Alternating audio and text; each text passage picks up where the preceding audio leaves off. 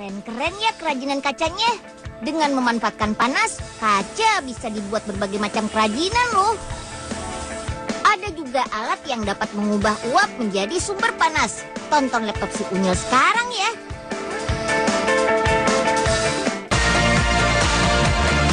Rapi-rapi dulu sebelum pergi. Kan malu kalau masih berantakan. Teman, pernah melakukan aktivitas bercermin seperti ini? Tapi pernah nggak bedain antara kaca cermin yang biasa kita pakai dengan kaca jenis lain? Ngomong-ngomong soal kaca, ada beberapa tipe dan kegunaannya loh teman. Di Laboratorium Institut Teknik Malang, Unyil baru tahu nih kalau ternyata ada beberapa jenis kaca. Tingkat ketahanan tekanan dan panas pun berbeda-beda. Dari beberapa jenis kaca, mulai dari kaca bening, kaca riben, sampai kaca cermin. Kaca jenis riben lah yang paling tahan tekanan. Ujinya pakai alat uji tarik dan tekan ini nih teman. Nah, kalau soal tahan-tahanan panas, ketiga jenis kaca itu akan dibandingkan lagi dengan kaca borosilikat. Kaca ini biasa kita temukan untuk peralatan dapur atau gelas laboratorium. Dengan alat uji MAFEL, kaca-kaca tersebut akan masuk ke dalam alat uji dengan suhu 750 derajat Celcius. Setelah 15 menit, terbukti nih kalau kaca borosilikat paling tahan terhadap panas. Wah, pantas ya, cocok sebagai wadah kebutuhan dapur. Ternyata selain untuk kebutuhan masak, kaca jenis ini bisa bernilai semi tinggi loh. Gak percaya? Datang saja ke daerah Sidoarjo, Jawa Timur. Di sini banyak sekali hiasan-hiasan unik yang terbuat dari kaca borosilikat. Dengan memanfaatkan panas dari gas LPG dan oksigen, kaca borosilikat akan meleleh. Saat itulah bisa dibentuk macam-macam sebagai hiasan. Wah, ganteng juga Embul. Rambutnya sisir dulu ah. Set, set. Wih. Widih, si Embul rapi banget. Mau kemana nih Embul? Biasa Nyil. Siapa tahu bisa jadi bintang iklan kan? Hehe. Ya, mendingan ikut Unyil Embul. Banyak kaca-kaca di sana. Tapi menjadi kerajinan. Hah? Kaca-kaca kayak begini Nyil? Bukan Embul. Makanya, udah ikut aja yuk. Ya udah deh. Ngaca dulu. Brady senang menggambar teman. Dia ingin gambarnya berubah menjadi hiasan kaca. Kalau gitu kasih aja ke Pak Andi. Jagonya membuat teknik kerajinan kaca. Iya benar, pakai dulu kacamatanya. Soalnya saat memanaskan kaca, menimbulkan sinar yang lama-lama akan merusak mata teman. Sip, yuk kita mulai. Kita memakai kaca borosilikat yang bentuknya stik panjang seperti ini. Besarnya api sesuai kebutuhan ya teman. Kalau mau membuat bagian yang detail dan kecil, pakai apinya juga semakin kecil. Perlu 2 batang kaca borosilikat. 1 sebagai tumpuan hiasan, sekaligus sebagai pegangan. 1 lagi yang akan membentuk bagian-bagiannya. Kalau bentuk kapal spesial untuk Brady, Pak Andi akan membuat badan kapalnya dulu. Caranya, stik kaca pertama sudah membentuk huruf T. Garis horizontal untuk menumpu badan kapal, sedangkan bagian vertikalnya untuk menumpu tiang. Lelehkan 1 tangkai kaca ke bagian horizontalnya ya, dan lilitkan sampai membuat tumpukan berjejer. Lama-lama akan terbentuk di dasar kapalnya. Harus teliti nih teman, Pak Andi sudah berpengalaman lebih dari 10 tahun dalam pembuatan kerajinan kaca. Makanya polanya sudah ada di dalam imajinasinya dan tinggal dipraktekin seperti ini. Kalian tahu nggak, suhu 700 derajat sudah mampu melelehkan kacanya loh, tapi tidak pecah.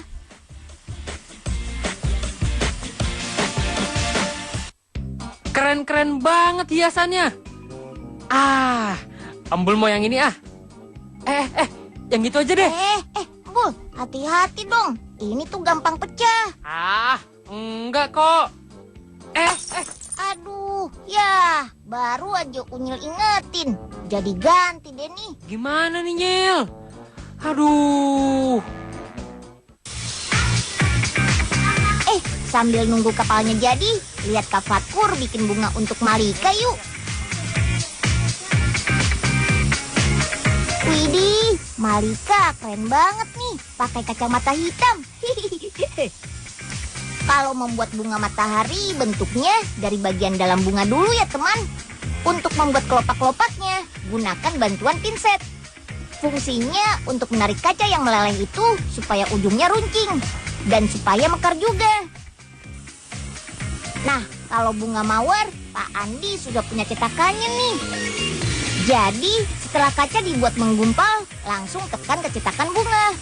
Kalau kacanya masih merah membara seperti ini, tandanya masih meleleh, teman. Tuh, sudah terbentuk kan bunganya? Nah, untuk membuat dasar bunga, gunakan bantuan kaca batangan sebagai pegangannya.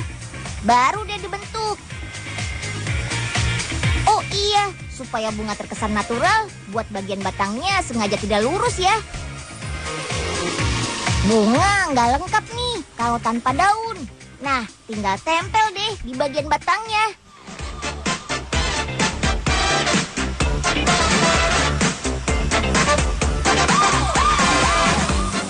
Kapalnya sudah sampai mana ya pembuatannya? Oh, sekarang buat rantai pada kapal. Pak Andi sebelumnya sudah dapat pengalaman soal kerajinan kaca di Malaysia. Makanya beliau punya trik sendiri untuk membuat semua bagiannya.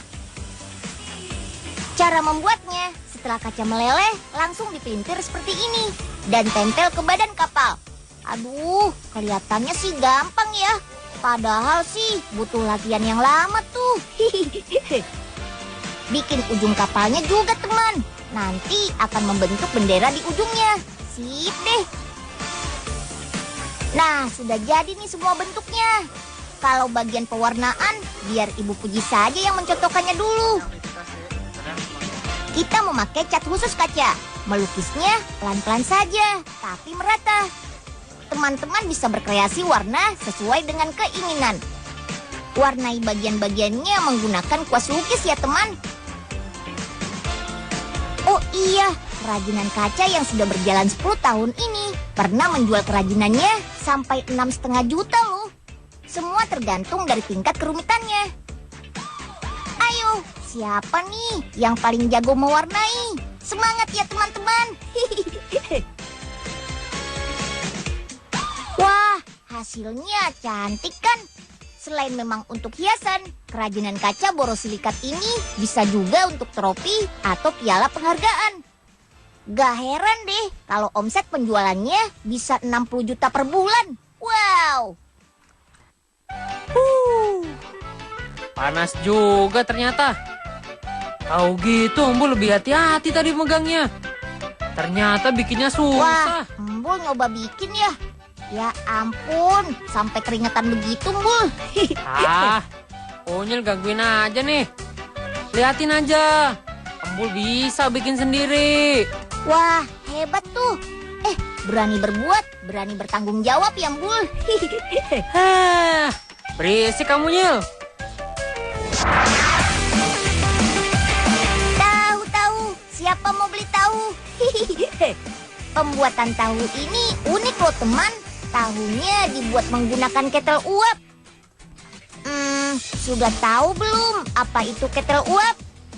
Ketel uap atau yang dikenal dengan boiler adalah alat yang digunakan sebagai salah satu sumber panas dalam suatu produksi.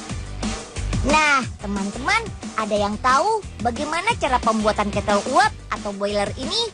Yuk, kita intip langsung proses pembuatannya. Come on!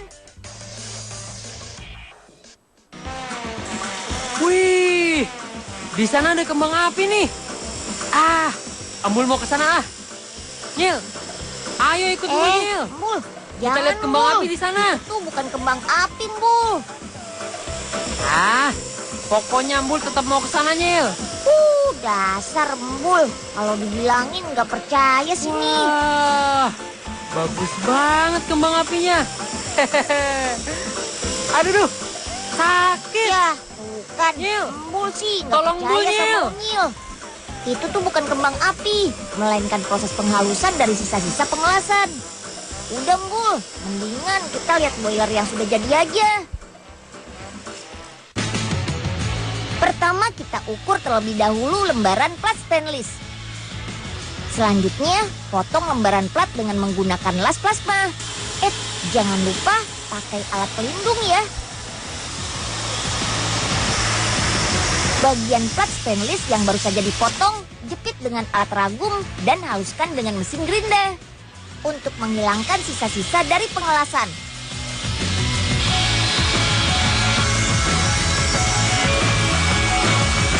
Nah, setelah halus, lembaran plat tadi dimasukkan ke mesin rolling. Sebelumnya, ketok dulu bagian ujung platnya ya. Tok, tok, tok. Wah, jangan sampai salah ketok tuh. Setelah diketok, plat akan digiling hingga berbentuk lingkaran. Lakukan beberapa kali hingga mendapatkan bentuk sesuai yang diinginkan. Proses selanjutnya, potong pipa dengan ukuran 59,5 cm sebanyak 24 buah.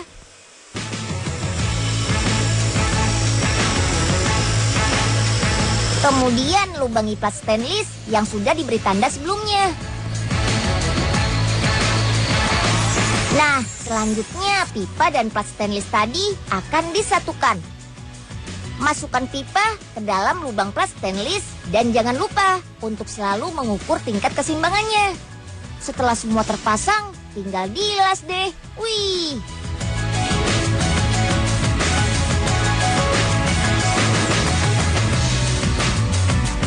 Nah, proses berikutnya yaitu pemasangan electronical panel yang berfungsi untuk mengontrol blower, tingkat level air, dan temperatur. Sekarang kita pasang economizer yuk. Nah, alat economizer inilah yang berfungsi untuk mengontrol penggunaan bahan bakar. Selain itu, karena sistem boiler ini menggunakan proses pembakaran terbalik. Wah, canggih kan?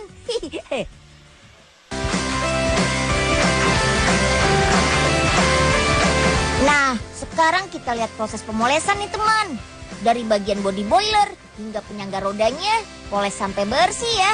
Poles-poles. Dan yang terakhir proses assembling. Yeay, sudah hampir selesai nih. Masih ada beberapa bagian yang harus dipasang dulu ya. Pasang blower, water level, dan komponen lainnya. Nah, jadi deh. Boiler yang sudah jadi dites terlebih dahulu. Apakah semua berfungsi dengan baik atau tidak? Masukkan air ke dalam boiler sebanyak 100 liter untuk mengetahui apakah air sudah cukup atau belum. Bisa dilihat dari water levelnya. Lalu masukkan bahan bakar alternatifnya, yaitu limbah kardus. Nyalakan api ke dalam boiler, tunggu hingga api membesar. Untuk mempersingkat waktu pembakaran, tinggal aktifkan turbo yang ada pada electronical panel. Air yang berada dalam boiler akan mendidih dan akan menghasilkan uap. Nah, ini nih Mbul, boiler yang sudah jadi. Keren banget kan? Wah, besar banget, Nyil. Emang buat apaan sih nih, Nyil? Dengan alat ini, proses pembuatan tahu jadi lebih cepat, Mbul. Masa sih, Nyil? Embul mau lihat ke dalam ah. Ayo, Nyil. Unyil dong, Mbul. Nah, sekarang teman-teman sudah tahu kan bagaimana cara membuat boiler? Seru ya? Kita lihat pembuatan tahu menggunakan boiler yuk. Selain proses pembuatannya lebih cepat, dengan alat ini kita bisa menghemat penggunaan bahan bakar loh.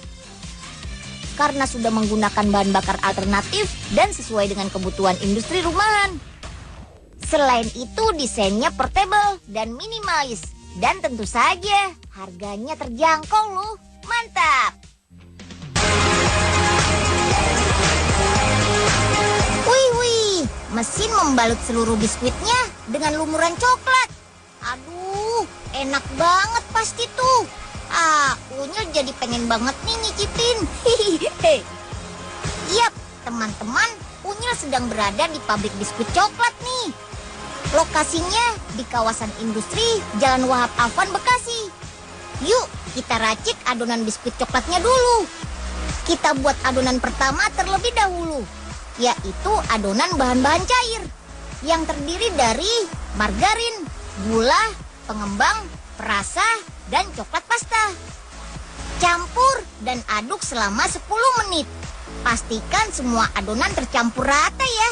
Tujuannya agar nanti mudah dicampur dengan bahan-bahan padat seperti tepung dan coklat bubuk. Alasan lainnya agar hasil biskuit tidak pecah dan memiliki kualitas baik.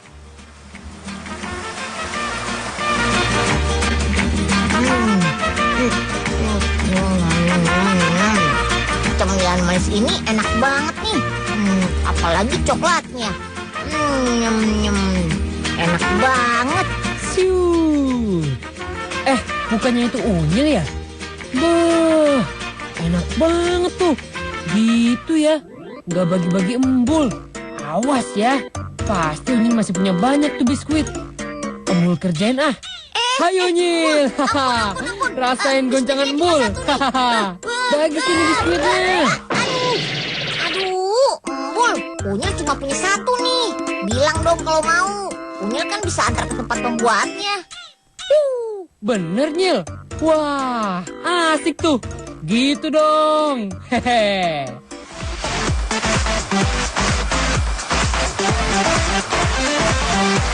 Selanjutnya, potong dan tipiskan adonan. Proses penipisan dilakukan dengan menekan adonan secara bertahap. Tahap pertama, buat adonan dengan ketebalan 3 cm. Selanjutnya, buat adonan dengan ketebalan 1,5 cm. Sampai menjadi ketebalan adonan 5 mm.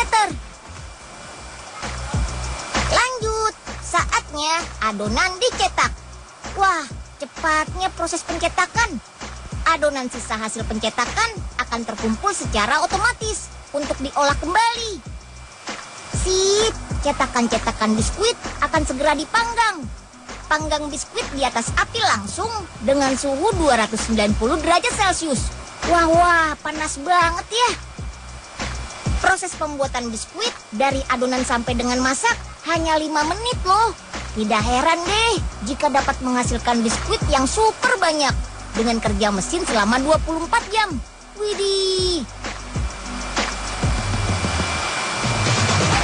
Karena membuat biskuit lapis, tidak lupa untuk melapisi setiap biskuit dengan krim coklat sebelum ditutup dengan lapisan biskuit lainnya.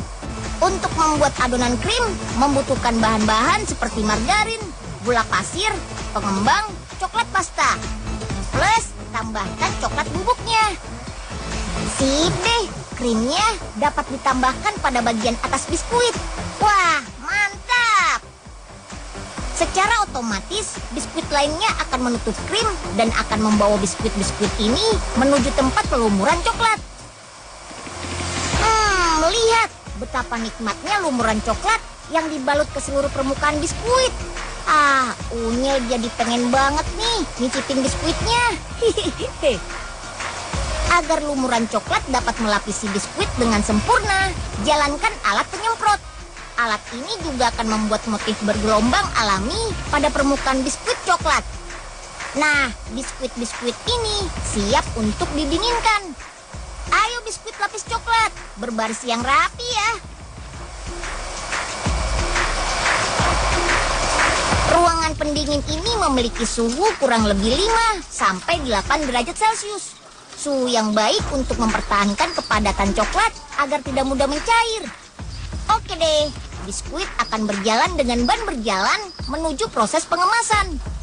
Selama proses menuju pengemasan biskuit akan menjalankan pemeriksaan. Ini untuk memastikan agar biskuit terbebas dari bahan-bahan yang mengandung metal, seperti besi. Alat ini juga ada sensornya yang bisa membuat biskuit berbaris rapi antara satu dengan lainnya. Sensor ini yang juga mengatur laju ban berjalan. Canggih ya. Jadi dipastikan coklat tidak mudah meleleh saat proses penyimpanan nanti. Karena suhu meleleh coklat kurang lebih 35 derajat Celcius.